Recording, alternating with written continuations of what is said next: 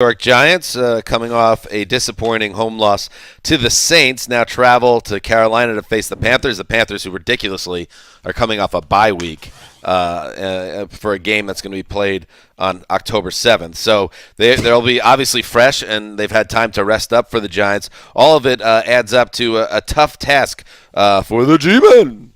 Wes? I liked what I saw out of the Giants' offense in Week 3, and it erroneously led me to believe that they might be breaking out. And then listen to these two quotes. After Eli Manning, I'm watching that game, and in the middle of the third quarter has not completed a pass longer than 11 yards. Odell Beckham is a little frustrated right now because Eli isn't throwing it to him deep. And Eli says risks are not what you want to take. You throw the ball down the field when it's not risky, and then there's forcing things, and that leads to turnovers, that leads to mistakes. That's one quote. Here's the other one. Here's Bill Parcells talking about old, washed-up quarterbacks. They're torn between the turnover, which they don't want to make because it's a killer, and throwing the ball when the separation between the receiver and the defender isn't quite enough.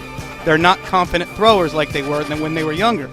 And Eli Manning... He's subtweeting to Drew Bledsoe right there, by the way. Since the beginning of the 2016 season, this is going back 3 years now, the Giants are the worst offense in the NFL. They don't average more than 16 points a game.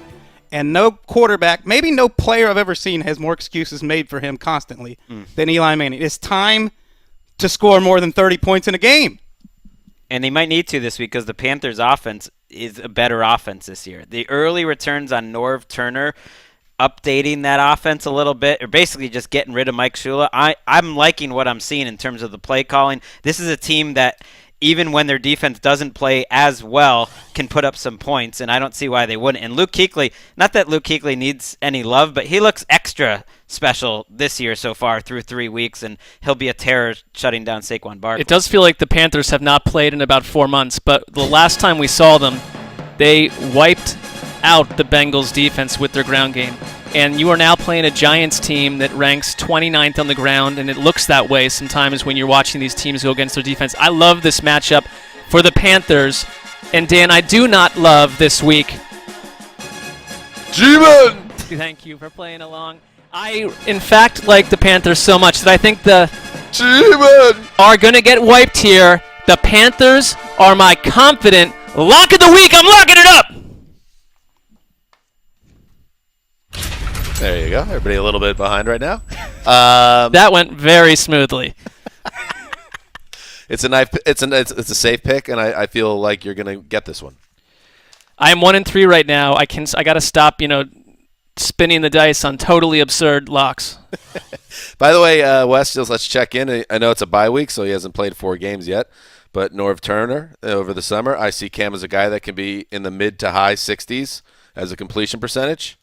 Right now, Cam Newton, 65.4%. Things are looking up for Cam. Which would be by far a career high. 67.4%.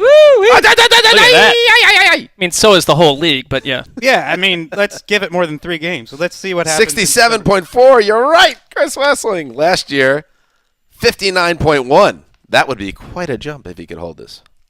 Very fun. You're really excited. I don't know.